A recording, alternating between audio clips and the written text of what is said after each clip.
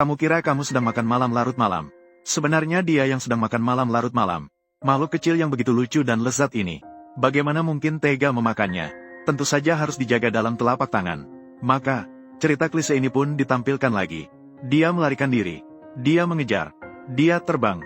Tapi tetap tidak bisa mengejar. Tikus yang suka membawa lampu menyatakan, ingin memuji berlebihan hingga menghancurkan saya. Kamu masih harus berlatih lagi. Rekor tidak memuaskan. Burung hantu langsung merasa bersalah. Terpaksa pergi dengan lesu.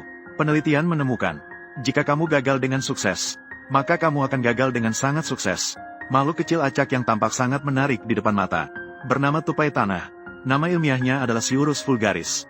Kata akarnya, julukan sebagai tikus tanpa nama. Nama kecilnya juga bagus. Seperti semua sapi dan kuda. Setiap hari yang tidak perlu bangun pagi.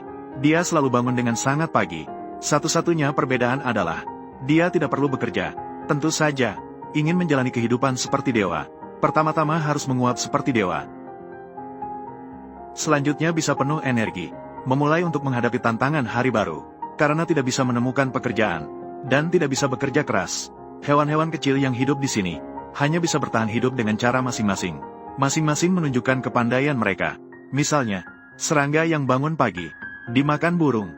Pohon besar yang bangun pagi, ada lonceng yang berdentang. Kura-kura yang bangun pagi, ada pertunjukan untuk ditonton. Tunggu sebentar, nonton teater apa? Kamu ini dua kaki yang rendah. Dan dengan makhluk dua kaki yang ingin membunuhku. Bisa bikin grup sekarang. Kembali dan tenangkan diri, ya. Sudah selesai. Pergi. Telah mengirim pergi makhluk dua kaki. Tupai tanah pun keluar mencari makan. Berdasarkan pengamatanku, ketika tupai tanah lapar, dan tidak ada yang bisa dimakan, dia akan mengalami kesulitan hidup. Pertama, periksa masa simpan 7 hari. Biji yang sudah kadaluarsa 1 tahun bisa membangkitkan selera. Sekalian menghisap beberapa cabang liar. Lalu tangkap beberapa jangkrik dengan ukuran 5 kali lipat. Menambah protein. Bahkan jika bertemu dengan bekicot, jangan dibuang. Cukup dijilati beberapa kali. Itu sudah menjadi makan malam tahun baru yang lumayan. Dengar logatnya. Suasana tahun barunya cukup terasa. Akhirnya, makan beberapa daun kering untuk menghapus mulut. Sambil mengisi perut, kamu juga akan menyadari bahwa hidup ini tidak ada artinya. Lebih beruntung lagi, di pohon masih ada yang paling disukainya. Tapi masih belum bisa dimakan, adalah biji ek. Hanya perlu bertahan 3 bulan dalam perut keroncongan ini.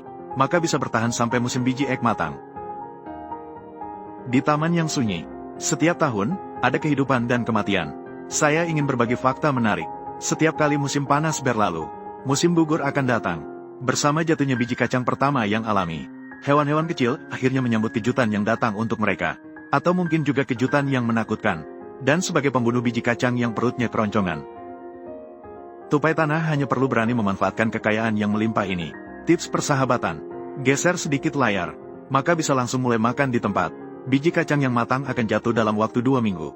Selama periode ini, setiap tupai tanah harus mengumpulkan biji kacang sebanyak mungkin. Selain memakan sebagian untuk diri sendiri, sisa biji kacang akan mereka masukkan ke dalam kantong di wajah mereka.